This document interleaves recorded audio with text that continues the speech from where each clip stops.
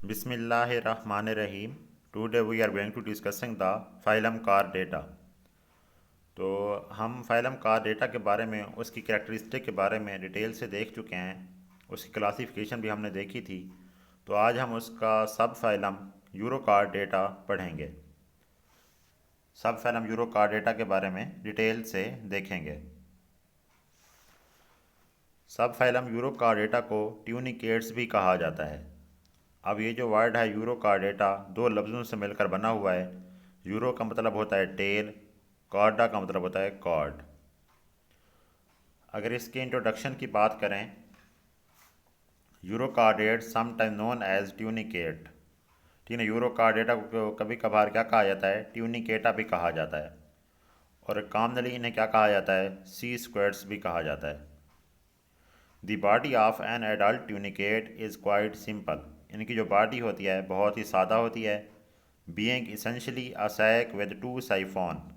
ठीक है ना, एक सैक मौजूद होता है जिसके अंदर टू साइफोन मौजूद होते हैं, through which water enter and exit. वो जो दो साइफोन होते हैं बॉडी के अंदर, उनके ज़रिए वाटर इंटर होता है और क्या होता है, एग्जिट भी होता है। आगे चलकर इन साइफोन के बारे में हम डिटेल से देखेंगे। Water is filter inside the sac shaped body. Adults are sessile, colonial और सॉलिटरी। इनके जो एडल्ट्स होते हैं सिसाइल होते हैं, कलोनियल होते हैं और क्या होते हैं, सॉलिटेटरी होते हैं। इनकी जो सबसे लार्जेस्ट क्लास है वो कौन सी क्लास है, ascidia is the largest class of tunicates.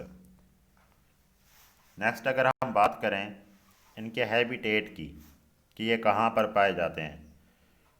Tunicates are typically found in sheltered areas attached to the rocks, eelgrass, seaweeds, other animals, or on the man-made structure such as boat hulls, bayous, ropes, anchors, floating docks, aquaculture gear, and wharf pilings। ठीक है, इनके साथ ये क्या होते हैं, attach होते हैं।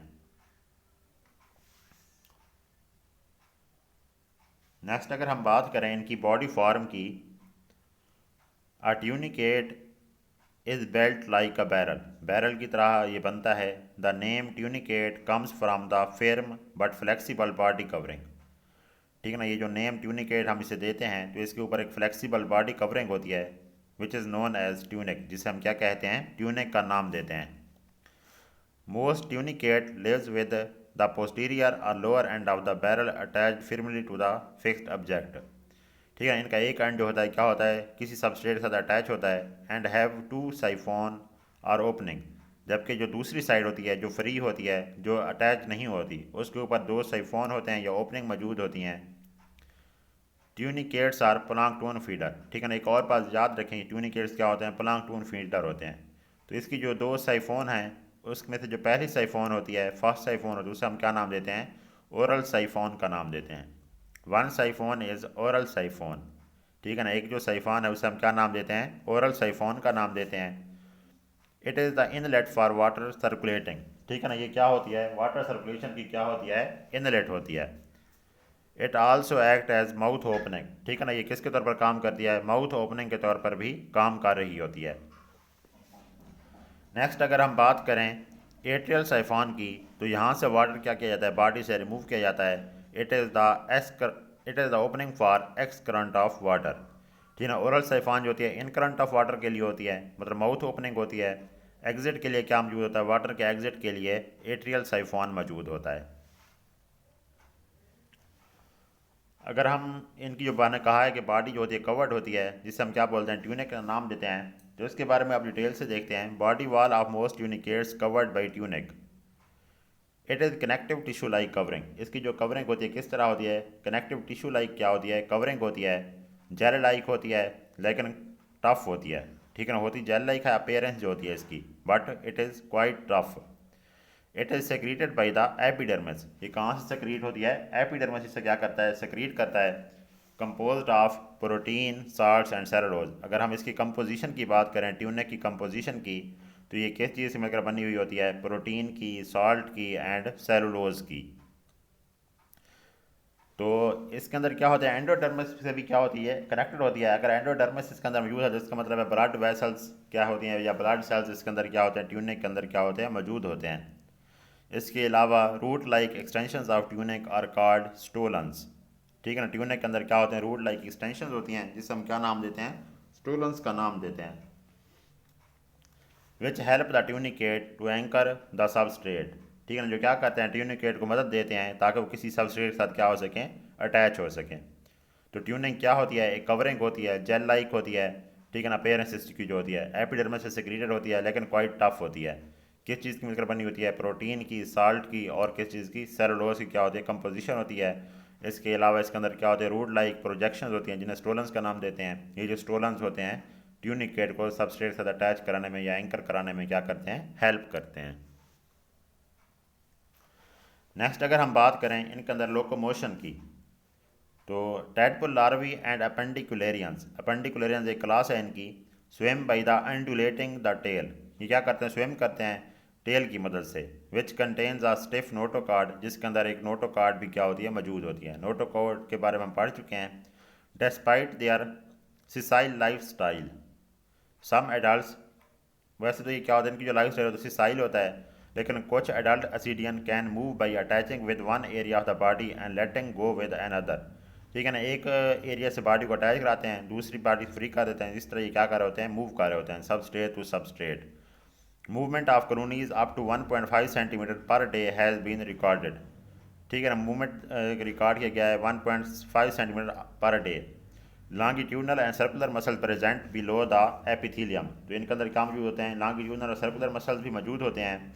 Which help to change the shape of adult tunicates, जो क्या कहते हैं, एडल्ट ट्यूनिकेट की शेप को चेंज करने में क्या कराते हैं, मदद करते हैं।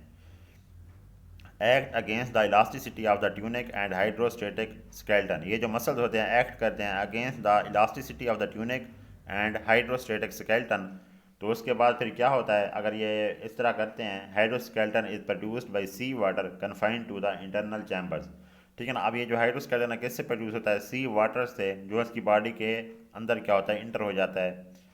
तो नेक्स्ट अगर हम इनकी बात करें, नर्वस सिस्टम की बात करते हैं अगर हम, nervous system of tunicates present in the body wall.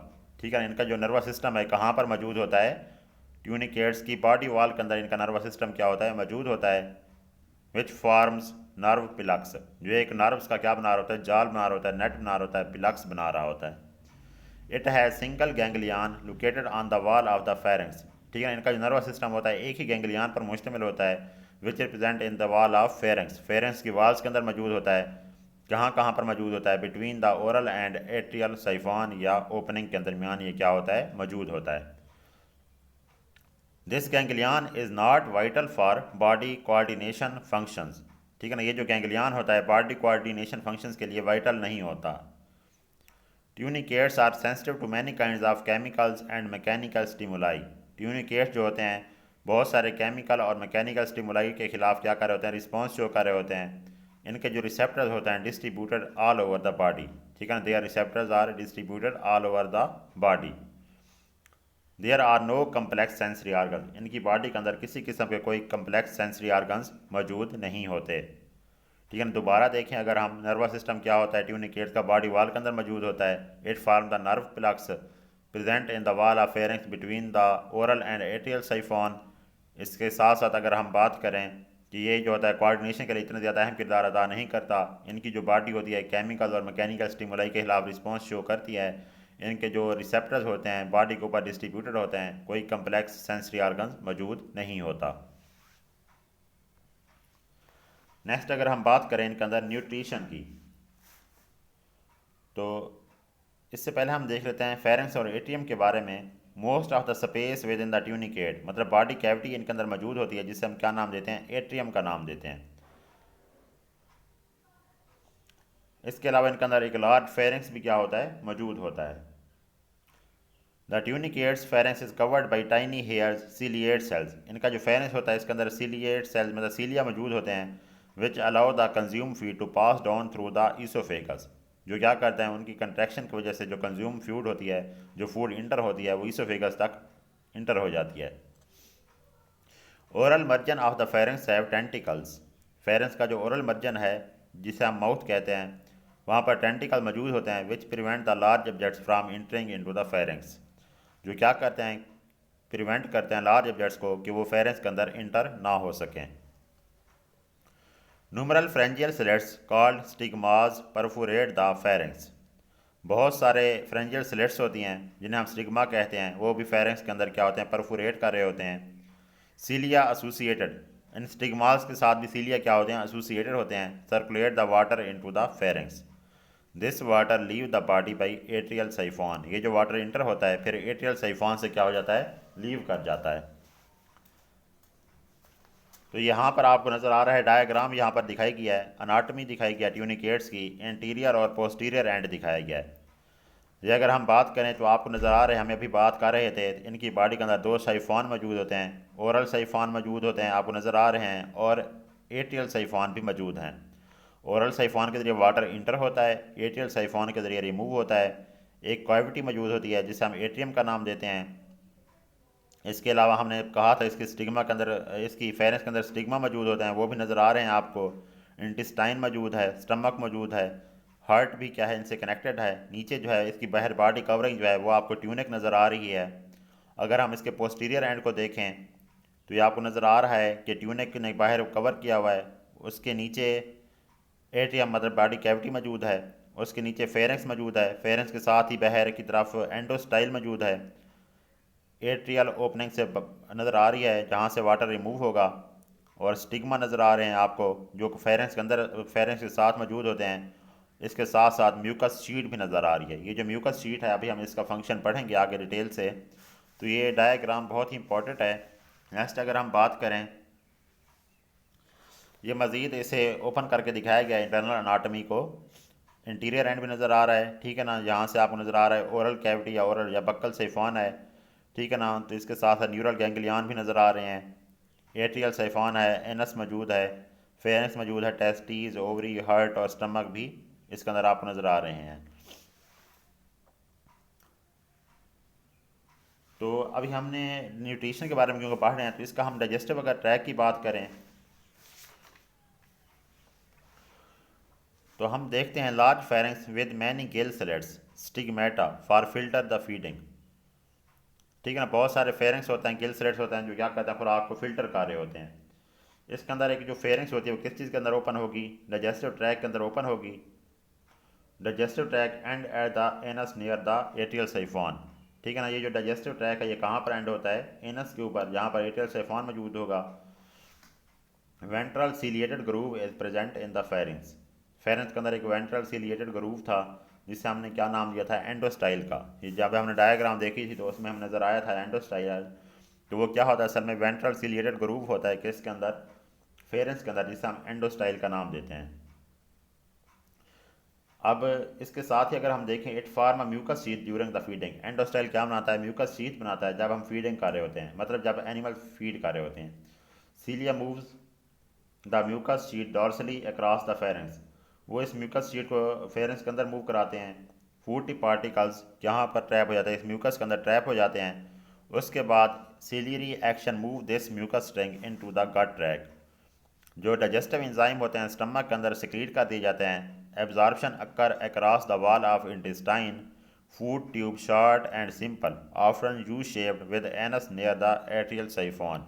ये जो फूड ट्यूब है या जो डाइजेस्टिव ट्रैक है सिंपल होता है, यू शेप्ड का होता है, ठीक है ना। एंड कहाँ पर होता है, एनस के ऊपर नियर द एट्रियल साइफॉन। तो जो वेस्ट मटेरियल होगा एनस के जरिए बाहर की तरफ क्या कर दिया जाता है, रिमूव कर दिया जाता है। दोबारा अगर हम बात करें, हमने कहा है कि जो फेरेंक्स होता है इनका डाइजेस्टिव ट्रैक के अंदर ओपन होगा, ठीक है ना। इसी फेरेंक्स के अंदर क्या होता है, वेंट्रल ग्रूव होता है जिसे हम क्या नाम देते हैं, एंडोस्टाइल का। ये जो एंडोस्टाइल है ये एक म्यूकस शीथ बनाती है जो फेरेंक्स के अंदर फिर चली जाती है। फूड पार्टिकल जैसे ही इंटर होंगे पानी के ज़रिए तो इन फूड पार्टिकल इस म्यूकस शीथ के अंदर क्या हो जाते हैं, ट्रैप हो जाते हैं। उसके बाद ये जो म्यूकस शीथ है सिलरी एक्शन के ज़रिए किसके अंदर चली जाती है, स्टमक के अंदर, ठीक है ना। वहाँ पर स्टमक क्या करेगा, डाइजेस्टिव एंजाइम सिक्रीट करेगा, खुराक की डाइजेशन होगी। एब्जॉर्प्शन जो होगी खुराक की वाल्स, इंटेस्टाइन की वाल्स के ज़रिए होगी। और इसके बाद क्या होगा, जो वेस्ट मटेरियल होगा एनस के ज़रिए बाहर की तरफ क्या कर दिया जाता है, रिमूव कर दिया जाता है। नेक्स्ट अगर हम बात करें इनके अंदर रेस्पिरेशन की, pharynx also function in gas exchange. यही फेरेंक्स जो है गैस एक्सचेंज के लिए भी काम करता है क्योंकि इसके अंदर वाटर इंटर भी हो रहा है, रिमूव भी हो रहा होता है। Water circulate through the tunicates and gases are exchanged. अगर हम इसके ब्लड वास्कुलर सिस्टम की बात करें, tunicate heart is present at the base of the pharynx. हमने जब डायग्राम देखी थी अनाटमी के अंदर, तो जो हार्ट होता है फेरेंक्स की बेस पर मौजूद होता है। One vessel of the heart run anteriorly under the endostyle. Endostyle के अंदर एक वैसल रन कारी होती है। दूसरी जो वैसल होती है move toward the digestive organs and gonads. Blood flow through the heart is not unidirectional. पहले जो हार्ट के अंदर ब्लड फ्लो कर रहा होता है जो यूनिडायरेक्शनल नहीं होता। Peristaltic contraction of the heart propel the blood in one direction. जो इसकी पेरिस्टाल्टिक कंट्रैक्शन होती है हार्ट की, वही क्या करती हैं, ब्लड को एक डायरेक्शन के अंदर क्या कर रही है, प्रोपेल कर रही होती हैं। Then direction is reversed. उसके बाद ब्लड की डायरेक्शन रिवर्स हो जाती है, लेकिन इसकी सिग्निफिकेंस अभी तक अंडरस्टूड नहीं हो सकी। Its blood plasma is colourless होता है, और इसके अंदर बहुत सारे अमीबाइड सेल्स भी क्या होते हैं, ब्लड के अंदर मौजूद होते हैं। नेक्स्ट अगर हम बात करें एक्सक्रीशन की, ammonia diffuses into water and this water pass through the pharynx and excreted. Ammonia जो होता है वाटर के अंदर क्या होगा, डिफ्यूज़ होगा, फिर यही जो वाटर होता है फेरेंक्स के अंदर जाएगा और एट्रियल साइफोन के ज़रिए एक्सक्रीट कर दिया जाता है। Amoeboid cells of the circulatory system accumulate uric acid. ठीक है ना, सर्कुलेटरी सिस्टम के अंदर हमने भी कहा था ब्लड के अंदर अमेबाइड सेल्स मौजूद होते हैं, तो वो क्या करते हैं, यूरिक एसिड को अक्यूमुलेट कर देते हैं। These cells transfer uric acid into the intestinal loop. फिर ये क्या करते हैं, ये जो सेल्स हैं अमीबाइड सेल्स यूरिक एसिड को इंटेस्टाइनल लूप के अंदर ट्रांसफ़र कर देते हैं। Pyloric glands on the outside of the intestine. Intestine के बाहर जो पाइलोरिक ग्लैंड्स होते हैं, इनका भी क्या है, एक्सक्रीटरी फंक्शंस होता है। नेक्स्ट अगर हम बात करें रिप्रोडक्शन की कि यूरोकार्डेटा के अंदर रिप्रोडक्शन किस तरह होती है, तो सारे के सारे तकरीबन यूरोकार्डेट जो हैं वो हर्माफ्रोडाइट्स होते हैं। And each has a single ovary and testes इधर नियर द गट और ऑन द बॉडी वॉल। हर एक के अंदर क्या होती है, एक ओवरी होती है, एक टेस्टीज होती है, बॉडी वॉल या गट के साथ मौजूद होती हैं। In some solitary species sperms and eggs are shed into the sea. जो सॉलिटेटरी स्पीशीज़ हैं उनके स्पर्म जो है और एग जो होते हैं सी के अंदर शेड कर दिए जाते हैं, मतलब इनके अंदर जो फर्टिलाइजेशन होगी वो एक्सटर्नल फर्टिलाइजेशन होगी। और इसके लार्वा जो होते हैं प्लांक्टोनिक होते हैं। In other specially colonial species sperm is released into the water and drawn into the atria of other individuals. ठीक है ना, कुछ दूसरी स्पीशीज़ के अंदर जो स्पर्म होते हैं वाटर के अंदर क्या कर दिए जाते हैं, रिलीज़ कर दिए जाते हैं। फिर वहीं जो वाटर होता है दूसरे एट्रिया के दूसरे इंडिविजुअल के एट्रिया के अंदर इंटर होगा।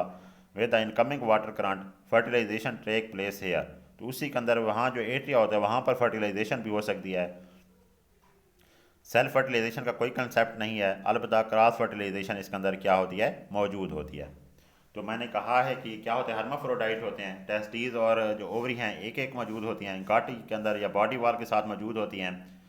स्पर्म शेड कर दिए जाते हैं वाटर के अंदर, फर्टिलाइजेशन एक्सटर्नल होगी। कुछ के अंदर जो कलोनियल ट्यूनिकेट्स होते हैं वहाँ पर जो है एक जो ऑर्गेनिज्म के स्पर्म होते हैं वो मूव करते हैं एट्रियम के ज़रिए बाहर और दूसरे के अंदर इंटर हो जाते हैं। ठीक है ना, ओरल ओपनिंग के ज़रिए, और एट्रियम के अंदर जाएंगे, वहाँ पर क्या होती है, फर्टिलाइजेशन होती है। और इसके अंदर सेल्फ फर्टिलाइजेशन नहीं पाई जाती, सिर्फ कौन सी फर्टिलाइजेशन होती है, क्रॉस फर्टिलाइजेशन क्या होती है, मौजूद होती है। डिवेलपमेंट और मेटामॉर्फोसिस देखें, जो लार्वा स्टेज इज़ ब्रीफ, बहुत ही शॉर्ट होती है। लार्वा डज नॉट फीड, इनके जो लार्वा होते हैं फीड नहीं करते, but concentrates on finding an appropriate place for adult to live. लेकिन ये क्या करते हैं, एक अप्रोप्रिएट प्लेस करते हैं जहाँ पर ये अटैच हो जाते हैं। In keeping with the motile phase the muscular the tail comprises 2/3 of the larval body. It is supported by the notochord and contain a nerve cord. इनकी जो मस्कुलर स्ट्रक्चर होती है, टेल होती है जिसके अंदर नोटोकार्ड होती है और नर्व कार्ड मौजूद होते हैं। Gravity and light sensitive sensory vesicles along the dorsal surface and the larval body orient the animal as it swims. After a period of a few days, the larva will settle and attach itself to the surface using the three anterior adhesive papilla. Adhesive papilla के जरिए क्या होते हैं, surface साथ attach हो जाते हैं। As the larva metamorphoses into an adult, उसके बाद जो लार्वा होती है मेटामॉर्फोसिस उसके अंदर चेंजेस आती हैं, वो एडल्ट के अंदर कन्वर्ट हो जाते हैं। टेल रीअब्जॉर्ब हो जाती है, providing the food reserves for the developing animals. और इसके साथ साथ free swimming tunicates metamorphose without attachment. जो फ्री स्विमिंग ट्यूनिकेट्स होते हैं उनके अंदर मेटामॉर्फोसिस नहीं होती, मतलब मैं बल्कि सॉरी मेटामॉर्फोसिस होती है लेकिन अटैचमेंट नहीं होती। तो इनका जो लार्वल स्टेज होती है उसके अंदर सारी की सारी करैक्टरिस्टिक मौजूद होती हैं जो हमने पढ़ी थी कार्डिएट्स के अंदर। उसके बाद मेटामॉर्फोसिस होती है, एडल्ट के अंदर कन्वर्ट होंगे तो टेल रीअब्जॉर्ब हो जाती है। तो मेटामॉर्फोसिस के बाद ये किस में कन्वर्ट हो जाते हैं, एडल्ट के अंदर क्या हो जाते हैं, कन्वर्ट हो जाते हैं। तो ये अगर हमने देखें तो यहाँ पर मेटामॉर्फोसिस का प्रोसेस नज़र आ रहा है। तो यहाँ पर अगर आप देखें ओरल साइफॉन है, उसके बाद एंडोस्टाइल स्टिग्मा बन रहा है, नोटोकार्ड, नर्व कार्ड और इनक्रंट साइफॉन मौजूद हैं इसके लार्वी के अंदर। उसके बाद जैसे ही चेंजेस आती हैं तो टेल क्या हो जाती है, रीअब्जॉर्ब हो जाती है, ठीक है ना। और ये किस में कन्वर्ट हो जाते हैं, एडल्ट के अंदर क्या हो जाते हैं, कन्वर्ट हो जाते हैं। आई होप कि आप लोगों को आज का लेक्चर समझ आया होगा, आपके लिए फ्रूटफुल हो साबित होगा।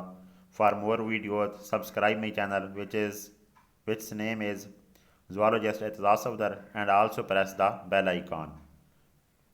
Thank you. Allah Hafiz.